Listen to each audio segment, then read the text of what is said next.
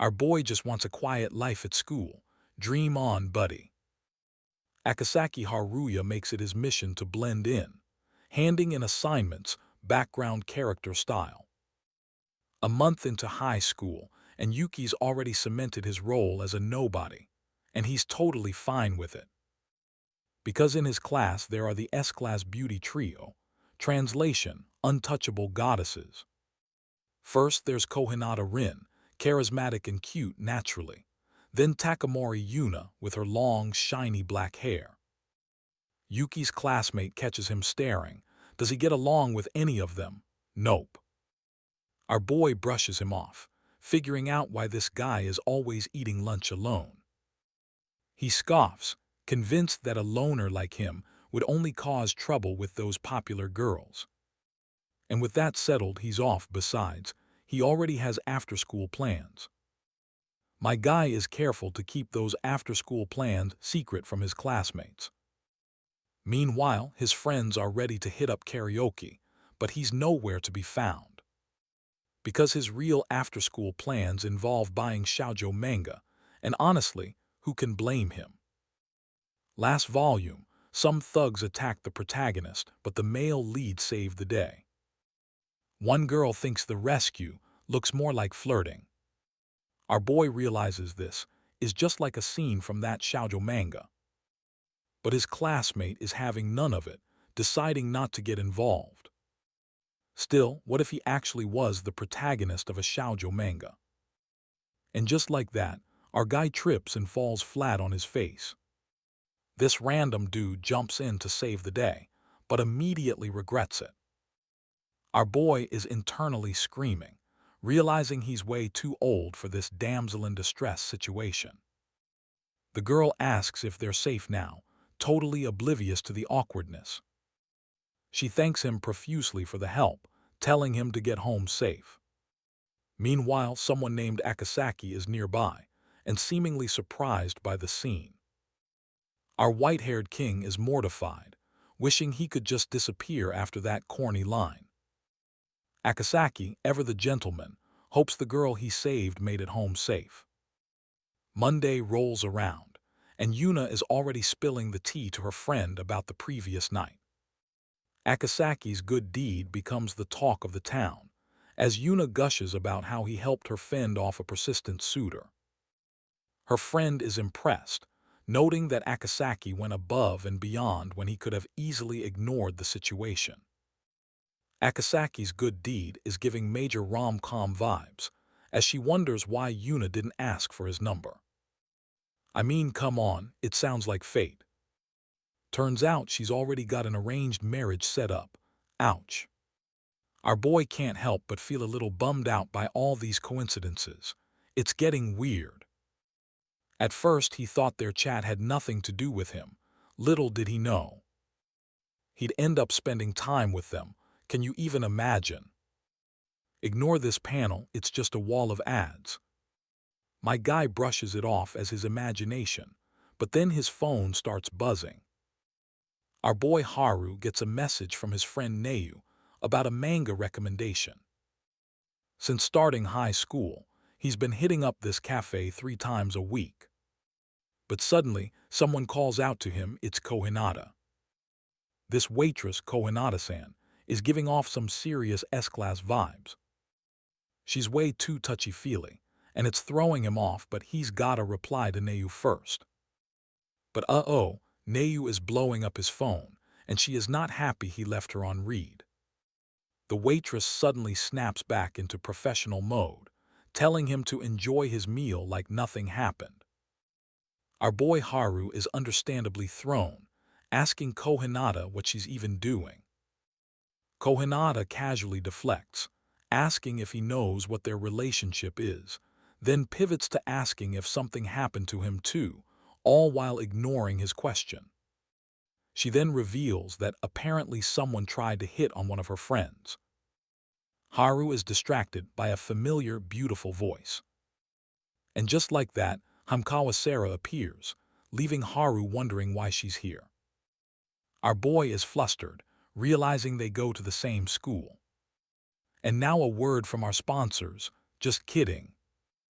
"I'm surprised we're at the same school," she says, all sweetness and light. He's happy it's her too, realizing she's the one Haimkawa was talking about. Wait, is this a confession, or just a friendly chat? No way, she can't believe it's him, the guy who saved her from unwanted advances. Our boy realizes that his classmates have turned him into some kind of ideal handsome guy. The girl imagines a public confession that triggers a school-wide search for the lucky guy. He's gotta keep them from finding out it was him, no matter what it takes. But wait a minute, isn't this rooftop supposed to be off-limits? She admits the lock was broken, but that doesn't make it okay to intrude, right? Another girl admits she was feeling unsettled and just wandered around the school. The student council pres is not having it, saying this area is off-limits. Our boy MC begs her to keep quiet about the broken lock, promising he'll do anything. Anything, you say? Then how about exchanging contact info? She's flustered but agrees, handing over her info like it's a sacred scroll. Almost blowing his cover, our guy quickly changes his displayed name to his favorite manga character. He confirms her name, but she's already suspicious, asking for his class details. Quick thinking, our boy blurts out a random class number to throw them off. But the girl just finds his awkwardness endearing. She introduces herself by her first name, Haimkawa, and casually mentions she's also a first year. And just like that, she's already using his first name. Our MC thinks that by acting weird, he can avoid attention and go back to his quiet life. Little does he know, Haimkawa is already onto him, noticing that he knows about the non-existent Class I, and she's intrigued. But it seems our boy's boldness has left quite the impression on Haimkawa. She's internally panicking over the perfect sticker to send. She insists it's just to express her thanks, nothing more, all right. Haimkawa is so flustered, she can barely contain her excitement. Ignore this panel. Our guy casually snagged the contact info of an S-rank beauty on a whim. Our boy is internally screaming, realizing he should have tanked his reputation harder. His buddy can't believe how fast things escalated. Meanwhile, Sarah's stalker is losing it, demanding to know every detail. One of the S-tier beauties is being super secretive about something cute. She explains that Rin and Yuna are such amazing people, she doesn't want everyone to know. They reassure her they can keep a secret, but Rin might need some discipline. Sarah's sweating bullets as Gara probes if the name Yuasai rings a bell. Turns out it's just a shoujo manga character, and our boy dodged a bullet there. Favorability still maxed out. Time for Operation Make Him Hate Me to commence. And just like that, Sarah's lunchtime nemesis appears, ready to rumble. My guy casually slides over, ready to weaponize convenient store cuisine. But before he can unleash his culinary master plan, Asai offers a bento box. Haimkawa insists that he accepts her gratitude, handing over the bento box. Our boy feels guilty, but knows demolishing this lunch is key to tanking his sky-high reputation. It's delicious, and Haimkawa asks if he'll join her for lunch again tomorrow. MC makes his escape, wondering if he finally managed to lower her favorability. Despite the exhaustion, Haimkawa admits that watching someone enjoy her cooking is precious. Her friend wonders if Sarah-chin was missing from lunch for reason. Our boy realizes that the amount someone eats his cooking is directly proportional to their trust level. And now his friends are cheering him on, hoping he can cook for his crush again. Meanwhile, the skinny rat is spiraling because everything he's done has backfired. So he abruptly asks Nayusan if they can talk. Panel is skipped due to untranslated text. But when they meet, she wastes no time getting to the point. Is he showing off that the popular girls like him now? So the popular girls think a date will help them understand each other. Our boy is panicking, even though Neusen told him to do this. She actually showed up, and he's already sweating bullets. He stumbles through the invitation, a date this weekend to get to know her better. And just like that, she agrees, leaving our guy stunned. It's date day, but he's late and about to get tangled up with the police. Our boy Haruya explains that he's looking after a lost child, and the officer decides to take over. He feels bad for being late, but figures he's already tanked his chances with Himekawa anyway. Himekawa's surprisingly chill about it, and Haruya decides to let her take the lead. Meanwhile, a shooting game is in progress. They grab lunch, then head to the arcade where our guy loses every single game. Himekawa casually flexes that she's athletic because of her family, but then immediately walks it back. Turns out, being a Himekawa means living under insane pressure, with zero room for error. Our boy thinks that's messed up, because Himekawa's success is all her own hard work. He blurts out that she's amazing, regardless of her family name. She's flustered by the compliment, but then a kid starts yelling. Himekawa doesn't recognize them, but the kid is running right toward our guy. And just like that, the mom appears, recognizing him as the one who took her kid to the police. More chapters KDTSCANS she found out. No, AKASAKISANII so the reason. You were late today because you helped that child, right? Yeah, that's right, you should have just said so, Acha. It was an unexpected revelation, but. I am not mad that you used a fake name, I sorry I had my reasons. I don't want to cause trouble, at school, don't want to stand out in class, yeah I understand so don't worry. HIMKAWA tilde gan GAIDTH at, but.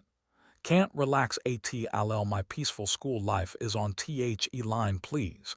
COD, M becking you will then. See you at school TOBCONTINUD. Yo, you can read more chapters of these mangas on our WBSITI Koshria at RECAKGKWHAKU, REWCRNAID, SUCRUSA Chimaz USAN, SARIBKARAS THBSWRD 3 Saint. 381 WWWWGRLD BUDRS 88 ZA survive. KSHCRLSUMBI DANCHOU Party 1J9 IZU SCWHWNL SHADOWSP UPTB Chronicles Strongest 1T0 1K hash 72 74 0 77 80H R0 plus hash T723 R764J Ebenouts JNE hash ZVZ5 JNEDs, STEPS 80 and 76B, 877,047, K67 5,808,308, SCIDBCHAT Nasik Gate KVA 41 Loyal 368 T3 RLE, SKILLWWOTNSHITA TOMTIAR, ORWA KF9 at 1 at Rock Bevent Miomov, SEINROTM NOUSA. NL, SAMA no Nangoku to HMEC to WO 20, 76 2 Emperor 3 E asterisk C9 Phi Ito Akan Karawich 00 Agik 1-35 2U, 344,261, OSL equals Teetwilly, VMX Wa Irakan AI AN8TAWAWASH, Tsuho Ushin Kawam KV, Ansu Noji Boku, DSUS YCANA, SLOWI. KAYODA, SENPAIEA, YATZ BLT House 7K0, JE6 ZO I plus 1 S0, E421,814 OEEL 84 E4214 GAOIKO 098 plus 8, ATID O Pfizi tilde A Trishiadext, at Treatsley plus Z0 Jarelalati KDTSCNSCOM. My name got exposed DURINC yesterday's date, we promised to keep it a secret. But can't HELP FELINC uneasy SARA chin. What kind of person is your ideal type SARA chin? Someone who helps people in trouble but DOESNT. Use that as an excuse for being late and hides it. The other day, a big shopping mall the other day. Need to REMIND HIMKAWA tilde gan during lunch HIMKAWA tilde san. THATSAH. No, what we that was promised not to talk just MYABVOUTIMAGINATION. Everyone, take your SEATSHAA tap. Takami Sensei drops a bomb. A class exchange event is coming up.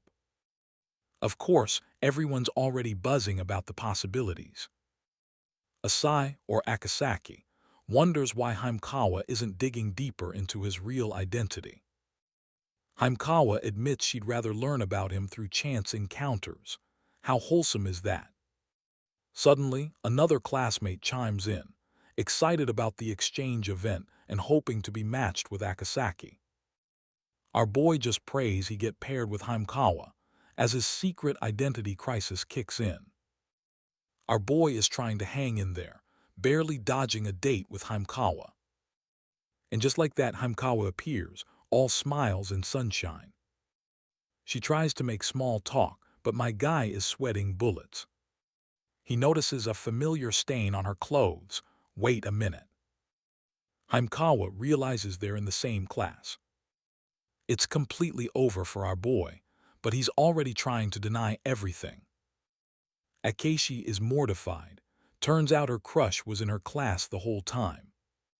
But before she can spiral, a message from her father pops up. Apparently, her marriage partner has been decided. Elsewhere, Sarah is found by her friends, who want to know how the exchange went. Sarah brushes it off, but they can tell something's up. Did something happen at the event? Classic friend move, change the subject with talk about crepes. They offer an ear if she needs it, but Sarah just wants some air before class. What am I even doing? If IVE just caused trouble for the two of THEM. Could just experience the kind of normal romance I admire, maybe, could settle these hazy feelings, but I'm the HIMEKAWA's daughter. Normal romance isn't ALLOWED, but just for now. There's still time left. Click. AKASAKI san. Why ing upon the one I care about? After SCO all you call me could the rooftop. To be continued. Would you ow ftop aftore come to the have one last SCO ol? Request T. I don't know what it is, but calling it her last must mean it $GOMETHNG important. A final request fr HIMEKAWA tilde can, huh?